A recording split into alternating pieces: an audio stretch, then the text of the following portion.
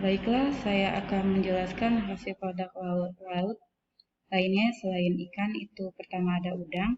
Udang itu terdiri dari klasifikasi ada lobster. Lobster dengan berat 1 sampai 5 ons atau 100 sampai 500 gram. Kemudian udang dengan ukuran besar.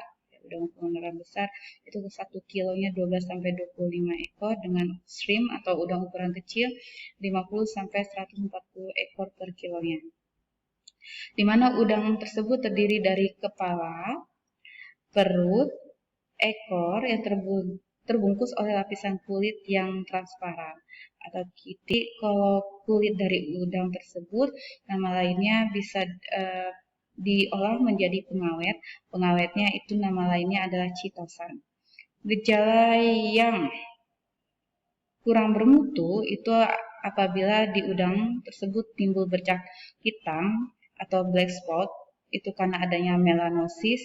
2-4 hari pada udang yang langsung diberi es saat ditangkap, itu akibat adanya enzim tirosinase dan oksigen, sehingga akan terbentuk suatu melanin. Melaninnya itu terbentuk black spot atau bercak hitam. Hasil produk laut lainnya itu adalah rajungan. Ini adalah bentuk gambar dari rajungan atau kepiting, yang dimana rajungan itu ada kepiting yang hidup di perairan laut dan jarang naik ke pantai. Atau namanya ada yuyu juga, kepiting penghuni perairan air tawar, itu sungai dan danau. Di mana kulit kepiting itu terdiri dari kitin yang banyak mengandung kalsium karbonat dan kalsium fosfat. Ukurannya ada kepiting kacang sampai kepiting laba-laba. Jadi dari milimeter sampai 4 meter, yang paling besar itu adalah kepiting laba-laba Jepang, itu 4 meter ukurannya. Berat dapat dimakan untuk kepiting, daging yang terdapat dalam badan atau perut, kaki, dan penjepitnya. Jadi sangat sedikit sekali sih daging yang dapat dimakan. Untuk struktur kepitingnya, badan atau perut yang berkaki dan penjepit. Jadi ada kaki dan ada penjepitnya. Kepiting ini hanya dijual dalam keadaan hidup atau sudah dimasak. Jadi dalam keadaan hidup atau sudah dimasak. Dan kepiting memiliki nilai ekonomi yang tinggi itu adalah kepiting yang sedang bertelur. Itu sangat tinggi sekali harganya, sangat mahal.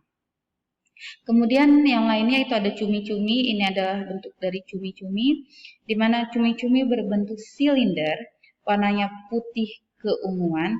Pada bagian kepala terdapat tangan-tangan penangkap mangsa, ya.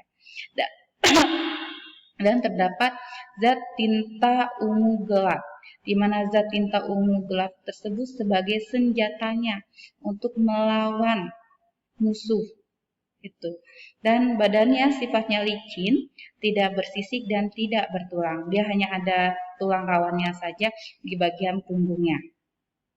Kemudian ada teripang. Ini adalah contoh dari teripang. Itu biasanya banyak terdapat di pinggir-pinggir laut, ya. Dia berbentuk silinder berduri yang diameternya ada beberapa senti, warnanya hitam sampai coklat. BDD-nya yang dapat dimakan itu ada seluruh bagian tubuh, yang dimana badannya yang cukup kenyal teksturnya. Jika mengalami pembusukan, teripang tersebut badannya menjadi tidak kenyal, rata, berlendir, dan berbau busuk. Ya, jadi banyak sekali hasil perairan lainnya yang selain dari ikan. Selanjutnya ada kerang. Kerang ini adalah dalam bentuk kerang. Kerang ini proteinnya sangat tinggi sekali dan sangat baik apabila dikonsumsi. Dia kerang-kerangan berbagai jenis dari hidup di laut, air tawar, di dasar perairan yang berlumpur dan berpasir. Kulit kerangnya itu tinggi kapu dan garam-garam mineral. Dan BDD atau berat yang dapat dimakan untuk kerang ini adalah 20-40%. Di mana cara memperoleh daging kerangnya dengan direbus terlebih dahulu. Sangat bagus sekali kandungan gizi protein yang sangat tinggi.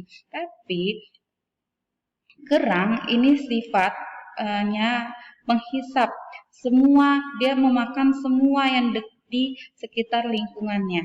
Jadi sebagai dia sifatnya penghisap, dimana kalau kerang yang berasal dari tempat laut yang sudah terkontaminasi oleh zat kimia, sebaiknya kerang tersebut tidak cocok atau tidak baik untuk dikonsumsi, karena sifat kerang itu sebagai penyedot di sekitar lingkungannya. Apabila laut yang ada di sekitar kerang itu sudah terkontaminasi dengan timbal atau tempat keluarnya limbah cair pada suatu perusahaan, otomatis kerang tersebut akan menyedot racun atau zat timbal yang ada di sekitar lingkungannya, sehingga kerang tersebut akan sudah terdapat kandungan timbalnya. Jadi kalau misalnya dia sudah mengandung zat timbal atau yang sangat berbahaya, itu tidak baik lagi untuk dikonsumsi. Tapi kalau misalnya dia berasal dari sungai atau laut yang masih baik, tidak tercemar oleh lingkungan, berarti kerang tersebut sangat baik untuk dikonsumsi, dilihat dari asal lingkungannya.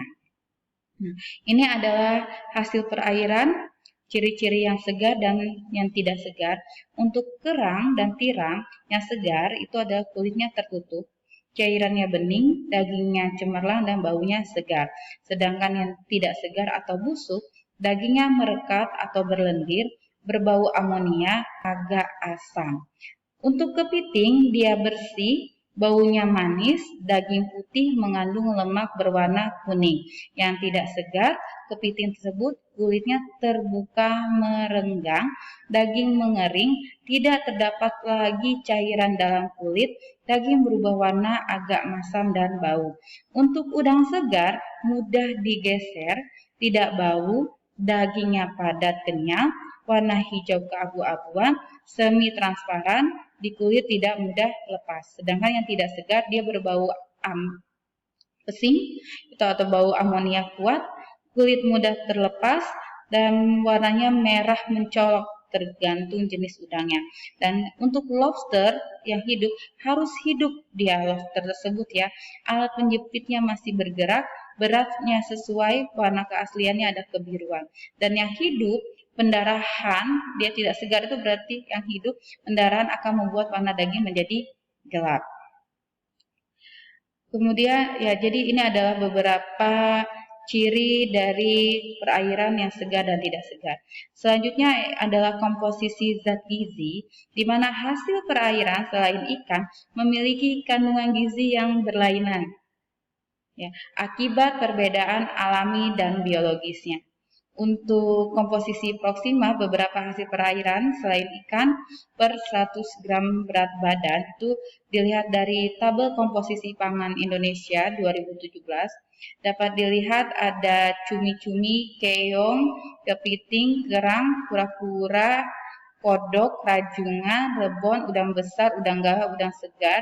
Energi yang paling tinggi kepiting, kemudian protein yang paling tinggi ada kura-kura, tapi kita tidak makan kura-kura ya. Udang segar itu sangat tinggi 21% dan lemaknya yang sangat tinggi pada kepiting, tapi tidak melebihi 6% kandungan lemaknya, serta tidak memiliki serat. Jadi ingat, kalau untuk diet bagusnya yang bahan pangan nabati, karena dia memiliki serat pangan.